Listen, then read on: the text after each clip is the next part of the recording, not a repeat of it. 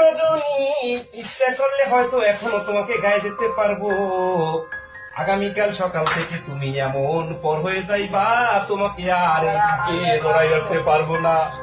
দীর্ঘ 24টি বছরের সাধনা, 24টি বছর তোমাকে বুকে রেখেছি, 24টি বছর তোমাকে এই শরীরের সাথে জড়িয়ে রেখেছি।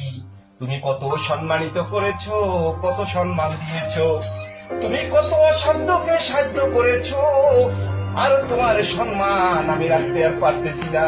আগামী কালকে তোমাকে জমা দিতে হবে। মনের ভিতরে বড়ই কষ্ট লাগতেছে, এত কষ্ট লাগতেছে তোমাকে জমা দেওয়ার জন্য। পৃথিবীর কারো কাছে বলতে পারবো না। অনেকের বলে আনন্দ লাগে, কিন্তু আমার কলিজা ফেটে যাচ্ছে। ইউনিফর্ম তো জমা দিচ্ছি না, মনে হয় নিজের শরীরের চামড়া খুলে জমা দিয়ে দেব।